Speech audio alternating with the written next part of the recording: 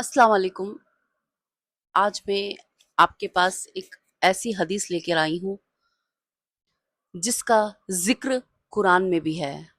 निकाह के बारे में हमारे प्यारे नबी मोहम्मद हजूर सल्लल्लाहु अलैहि वसल्लम ने पूरी सोसाइटी के लिए एक कानून बना दिया। जी हाँ, तो फुल वीडियो देखने के लिए बने रहें, लाइक और सब्सक्राइब ज़रूर कर लीजिएगा। चैनल पे अगर नए हैं तो चैनल को सब्सक्राइब कीजिएगा और शेयर भी कीजिएगा। चलिए शुरू करते हैं। अक्सर जब हम लोग अपनी पसंद का इजहार करते हैं तो घर वाले हमेशा एक बात करते हैं, वो निकाह कहीं और करना चाहते हैं, चाहे वो पसंद हो या ना हो बच्चों को। और अक्सर ये जवाब आता है, मैंने तो जबान दे दी है। क्या मेरी इज्जत का तुम्हें कोई ख्याल नहीं?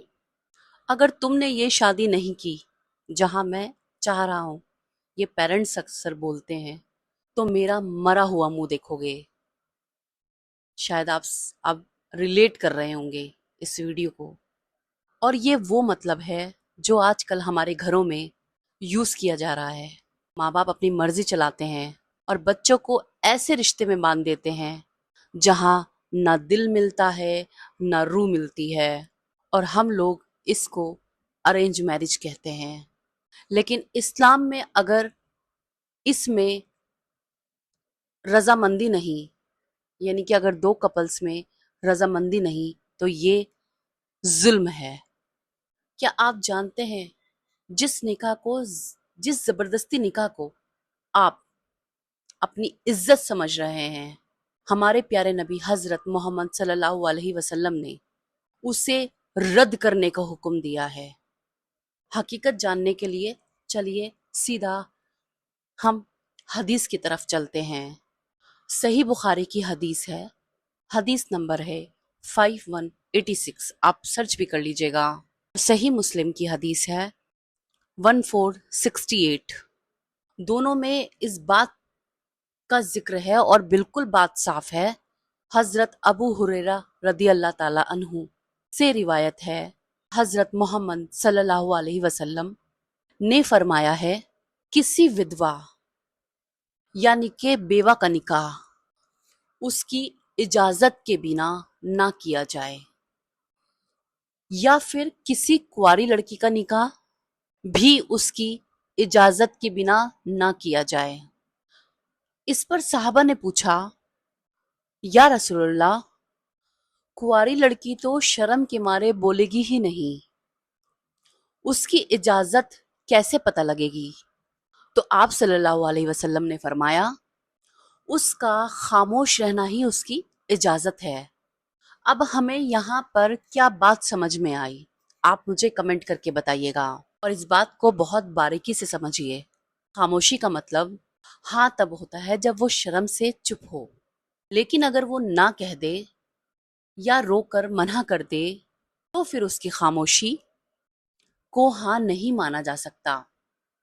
और इस्लाम में तो निकाह दिलों का कॉन्ट्रैक्ट है, जानवरों का सौदा नहीं, जहां चाहो वहां बांध दो।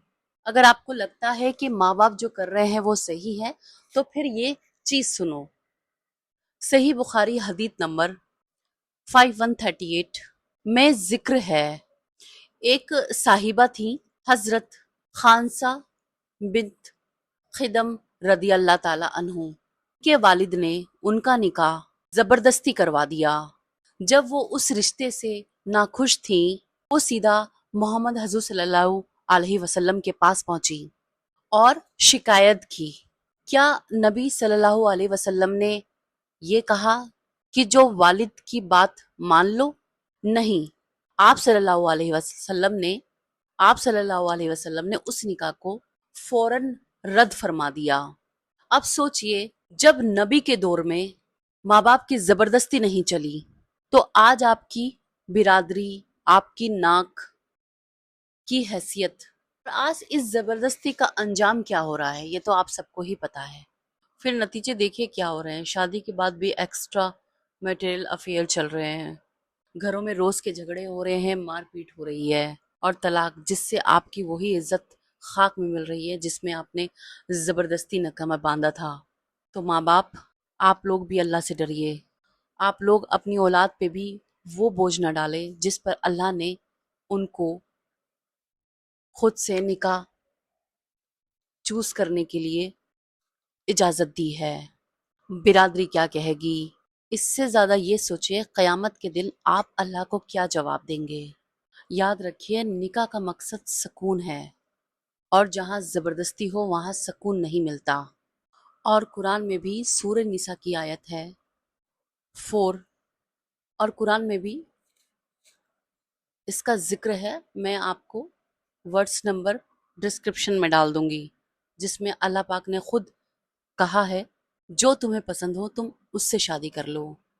اور اس آیت میں ما تبا لکم ایک لفظ استعمال کیا گیا ہے، ما تبا لکم، جس کا مطلب ہے جو تمہیں پسند ہو یا جو تمہیں اچھی لگتی ہوں۔ اس سے صاف ظاہر ہوتا ہے اسلام میں نکاح کے لیے پسند اور رضامندی کو اہمیت دی گئی ہے۔ اور آپ مجھے کمنٹ میں اپنی رائے بھی ضرور دیجیے گا کہ آپ کے آس پاس بھی کبھی ایسی شادی ہوئی ہے جو صرف دباؤ میں ہوئی ہے، اور اس کا انجام کیا ہوا؟ اپنی رائے ضرور لکھیے گا۔ اللہ ہم سب کے گھروں کو محبت سے اور رضامندی سے اور ہدایت والا بنائے، آمین۔